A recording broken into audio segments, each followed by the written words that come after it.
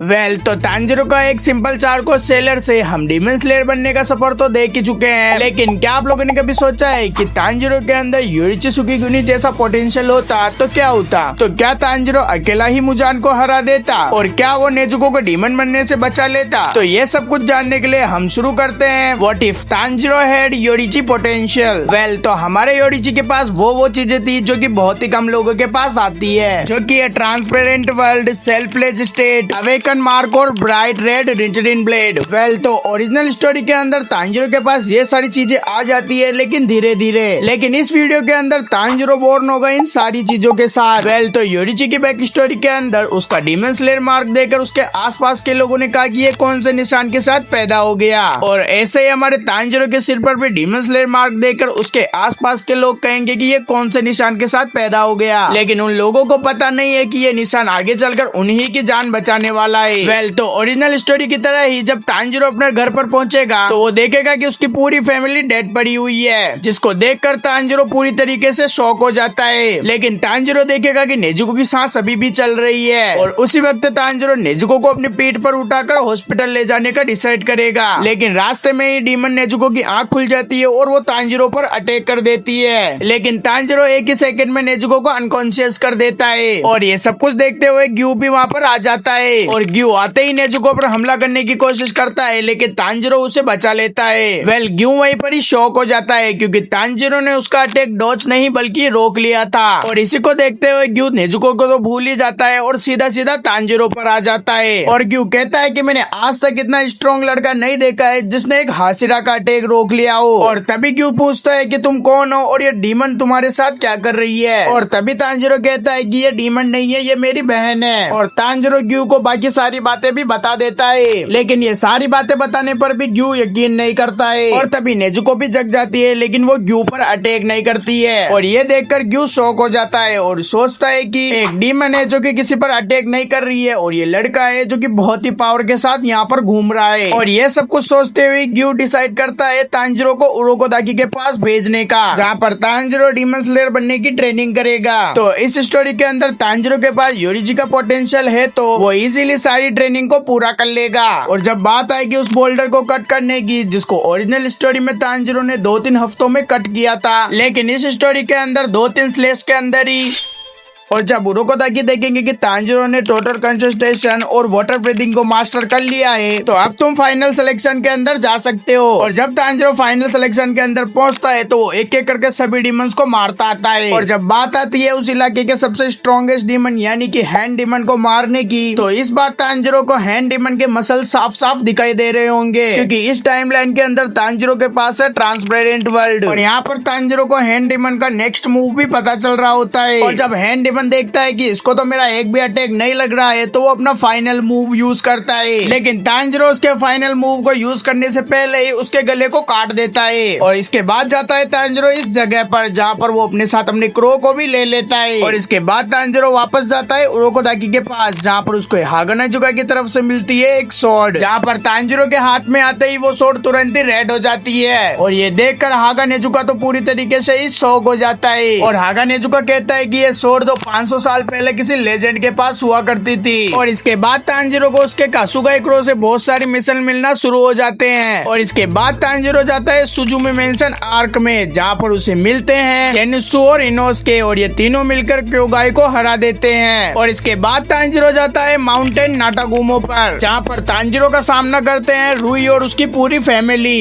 यहाँ पर Tanjiro demon father यानी कि रुई के फादर को तो इजीली खत्म कर देता है, जिसको देखकर रुई तो एकदम से ही शॉक हो जाता है और वो सोचने लग जाता है कि ये तो कोई हाशिरा है। और रुई ये सब कुछ सोच ही रहा होता है, उसी टाइम पर एक स्लेश उसकी तरफ आती है और तांजिरो उसे बिल्कुल खत्म कर देता है। और रुई की डेथ के बाद मुजान एकदम से शॉक हो जाता है, और फिर मुजान सभी लोअर मून्स की मीटिंग करता है। और मुजान उन सभी लोअर मून्स को कहता है कि एक ऐसा डीमन स्लेयर घूम रहा है जो कि आम तकनीक यूज नहीं करता है, और वो बिल्कुल हाशिरा के लेवल का है, और रुई की डेथ भी उसी की वजह से हुई है। और मुजान ये सब कुछ बता ही रहा होता है, तभी उसे योरिची की मेमोरी याद आ जाती है। और इस टाइमलाइन के अंदर मुजान ये फैसला करेगा कि वो किसी भी लोअर मून को नहीं मारेगा और उनका यूज करेगा। और इसके बाद तांजीरो, जेनेत्सु, इनोसुके जाते हैं मुगेन ट्रेन में रेनगोकू के साथ और यहीं से शुरू होता है मुगेन ट्रेन आर्क। वेल तो यहाँ पर तांजीरो, इनोसुके मिलकर एनमू को तो इजीली हरा देते हैं और इसके बाद एंट्री होती है अकाज़ाकी। वेल तो यहाँ पर मैं आपको बता देता हूँ कि तांजीरो को यहाँ पर डिमन स्लेयर मार्क अवेकन हो जाएगा क्योंकि यहाँ पर तांजीरो सामना करेगा अपर मून 3 अकाज़ा का। वेल तो यहाँ पर तांजीरो रेनगोकू वर्सेस अकाज़ा की फाइट स्टार्ट हो जाती है। तो यहाँ पर अकाज़ा तांजीरो की स्पीड और स्ट्रेंथ देखकर बहुत ज्यादा हैरान हो जाता है और यहाँ पर अकाज़ा को योरिची की मेमोरी याद आने लग जाती है क्योंकि यहाँ पर तांजीरो बिल्कुल योरिची जैसा दिखने लग गया था। तो यहाँ पर रेनगोकू और तांजीरो मिलकर अकाज़ा का गला तो काट देते हैं लेकिन अकाज़ा फिर भी नहीं मरता है। वो थोड़ी देर में वापस उठ खड़ा होता है और अकाज़ा तांजीरो पर अटैक करने वाला ही होता है कि वहाँ पर सनराइज होने लग जाता है, जिसको देखकर रियल स्टोरी की तरह ही अकाज़ा वहाँ से भागने लग जाता है। लेकिन इस बार यहाँ पर कोई भी थका हुआ नहीं है क्योंकि यहाँ पर तांजीरो के पास है योरिची का पोटेंशियल, इसलिए तांजीरो और रेनगोकू अकाज़ा को सन के अंदर रोक के रखते हैं जिसकी वजह से अकाज़ा मारा जाता है। और हाँ, लास्ट में अकाज़ा को उसकी बैक स्टोरी भी याद आ जाती है और इस तरह हमारे रेनगोकू भी सरवाइव कर जाते हैं जिससे रेनगोकू भी आने वाली फाइट में इंक्लूड हो पाएगा।